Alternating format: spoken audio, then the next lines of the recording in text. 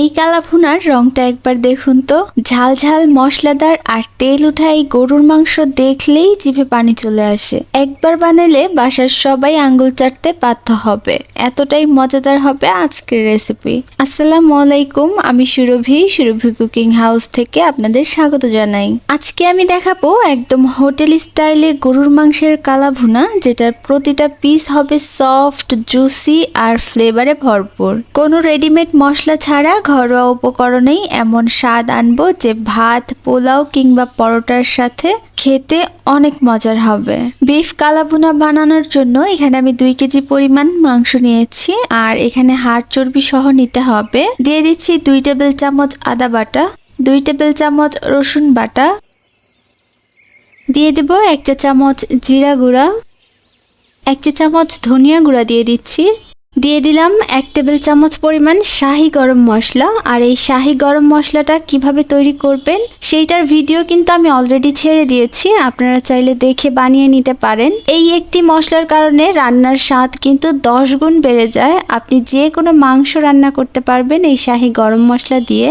দিয়ে দিলাম 1 চা চামচ পরিমাণ কালো গোলমরিচের গুঁড়া, আর 1 টেবিল চামচ পরিমাণ দিয়ে দিচ্ছি মরিচের গুঁড়া, 1 চা চামচ হলুদের গুঁড়া দিয়ে দিলাম। আর এখানে আমি 1 কাপ পেঁয়াজ দিয়ে দিচ্ছি। দিয়ে দেব আধা কাপ পরিমাণ পেঁয়াজ বেরেস্তা। পেঁয়াজ বেরেস্তাটা কিন্তু অবশ্যই এখানে দিতে হবে। বোলটা দেখুন একদম ভরে গিয়েছে, মাখতে একটু সমস্যা হবে, তাই একটা বড় বোলে আমি ট্রান্সফার করে নিচ্ছি মাংসটাকে। এইবার এর মধ্যে দিয়ে দিচ্ছি আধা কাপ পরিমাণ পেঁয়াজ বেরেস্তা যে ভেজেছি সেই তেলটা। এবার 1 চা চামচ পরিমাণ রাঁধুনি গুঁড়া দিয়ে দিলাম। এই কালো ভুনার মধ্যে কিন্তু রাঁধুনি গুঁড়াটা অবশ্যই দিতে হবে, না হলে অথেন্টিক যে কালো ভুনার যে একটা ফ্লেভার আছে সেটা কিন্তু কোনোভাবেই পাবেন না। এই পর্যায়ে দিয়ে দিচ্ছি 1 টেবিল চামচ লবণ, আর লবণটা দিয়ে এখন সবগুলো উপকরণ মাংসের সাথে খুব সুন্দর করে মাখিয়ে নিতে হবে। আর এই মাখানোর উপরেও কিন্তু অনেকটা ডিপেন্ড করে মাংসের স্বাদ, তো এই জিনিসটা খুব ভালো করে করবেন। মাখিয়ে নেওয়া হয়ে গেলে 2 ঘন্টার জন্য অন্তত এটাকে রেস্ট রেখে দিবেন, এতে করে মাংসটা খুব তাড়াতাড়ি সেদ্ধ হয়ে যাবে। 2 ঘন্টা যদি নাও পারেন 1 ঘন্টা রাখার চেষ্টা করবেন। 2 ঘন্টা পর আমি মাংসগুলোকে কড়াইয়ের মধ্যে ঢেলে নিচ্ছি। এবার এর মধ্যে দিয়ে দেব 3টা দারুচিনি স্টিক, 4টা লবঙ্গ দিয়ে দিচ্ছি, 6 থেকে 7টা সবুজ এলাচ এবং 2টা কালো এলাচ দিয়েছি, 2টা তেজপাতা এরকম ছোট ছোট করে কেটে দিয়ে দিলাম। চুলার আঁচটা বাড়িয়ে দিয়ে এই পর্যায়ে এগুলোকে 5 থেকে 6 মিনিটের জন্য এভাবে নেড়েচেড়ে একটু কষিয়ে নিতে হবে। 2 থেকে 3 মিনিটের মধ্যেই দেখবেন মাংস থেকে পানি ওঠা শুরু করবে। 5-6 মিনিটের মতোই এরকম একটু নেড়ে চেড়ে এই মাংসগুলোকে কষিয়ে নেব। এখন ঢাকনা দিয়ে ঢেকে এগুলোকে অল্প আঁচে, একদম লো আঁচে রান্না করতে হবে প্রায় 15 মিনিটের মতো। 15 মিনিট পর দেখুন মাংস থেকে অনেকটা কিন্তু পানি বের হয়েছে, আর এই পানি দিয়েই চেষ্টা করব মাংসটা সেদ্ধ করার জন্য, কালা ভুনাটা তৈরি করার জন্য। তবে যদি পানি দরকার হয় তাহলে পরে ব্যবহার করব। আবারও ঢাকনা দিয়ে ঢেকে একদম লো আঁচে রান্না করছি 1 ঘন্টার মতো।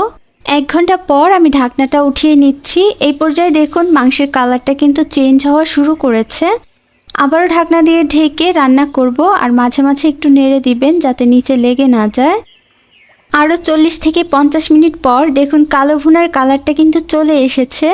মাংসগুলো দেখে কিন্তু নিশ্চয়ই বুঝতে পারছেন এটা পুড়ে যায়নি, মশলার মধ্যে রান্না হয়েছে, মশলাগুলো পুড়ে যায়নি। অনেকে দেখবেন তেলের মধ্যে মাংসগুলো ভেজে ভেজে একদম পুড়িয়ে ফেলে, মশলাগুলো পুড়ে যায়, সেটা কিন্তু হয়নি। কালো ভুনার মশলা যদি পারফেক্টভাবে দেওয়া হয়, পেঁয়াজের রেশিও যদি পারফেক্ট হয়, তাহলে দেখবেন কালো ভুনাটা অনেক সুন্দর হবে। কালো ভুনা পুড়িয়ে করতে হবে না, এমনিতেই অল্প আঁচে রান্না করার ফলে কালো ভুনা হয়ে যাবে। এইবার এই কালো ভুনার জন্য আমি বাগারটা দিয়ে নেব। কালো ভুনায় অবশ্যই একটা বাগার দিতে হয় সরিষার তেল দিয়ে। এখানে আমি আধা কাপের একটু কম সরিষার তেল নিয়েছি, সেটা দিয়ে দিলাম। 2টা শুকনো মরিচ, রসুন কুচি দিয়ে দিচ্ছি 2 টেবিল চামচের মতো। এখন এই সরিষার তেলের মধ্যে রসুনটাকে একটু হালকা ব্রাউন করে ভেজে নেব। যখন রসুনটা হালকা ব্রাউন কালার চলে আসবে তখন পেঁয়াজ দিয়ে দিচ্ছি। অনেকেই পেঁয়াজটাকে কাঁচা ব্যবহার করে, আমার কাছে সেটা ভালো লাগে না, তাই আমি সরিষার তেলের মধ্যে 1 মিনিটের জন্য পেঁয়াজটাকে একটু ভেজে নিলাম। এবার মাংসের মধ্যে সেই পেঁয়াজটা দিয়ে দিলাম। পেঁয়াজটা কাঁচা দিলে হয় কি, মাংসের মধ্যে একটা কেমন জানি গন্ধ আসে। এভাবে যদি তেলের মধ্যে 1 মিনিটের মতো জাস্ট ভেজে নেন তাহলে পেঁয়াজের গন্ধটা থাকে না। কালো ভুনা রান্না কিন্তু হয়ে গিয়েছে। এই পর্যায়ে যে কালারটা দেখতে পাচ্ছেন, এটা নামানোর পর ঠান্ডা হওয়ার পর আরো কালো হয়ে যাবে, একদম কালচে কালার হয়ে যাবে। তো এই পর্যায়ে নামিয়ে নিতে হবে, আর পেঁয়াজটা দিয়ে বেশিক্ষণ রান্না করা যাবে না। মাংসটা ঠান্ডা হয়ে গিয়েছে। এই পর্যায়ে দেখুন এটার কালারটা কতটা সুন্দর এসেছে, আর এই মাংসটা দেখতেই পাচ্ছেন কতটা সফট জুসি রয়েছে ভিতরে। এটা খেতে যে কত মজা হয়েছে আলহামদুলিল্লাহ, আপনারা বাসায় বানালেই বুঝতে পারবেন। আপনার যদি রেসিপিটা ভালো লাগে তাহলে ভিডিওতে একটা লাইক দিতে ভুলবেন না, আর এমন আরো মজার রেসিপি পেতে আমার চ্যানেলটি সাবস্ক্রাইব করে পাশে থাকা বেল আইকনটা অন করে রাখুন। আবার দেখা হবে নতুন আরেকটা মজাদার রেসিপি নিয়ে। সবাই ভালো থাকুন, সবাই সবার জন্য দোয়া করবেন। আল্লাহ হাফেজ।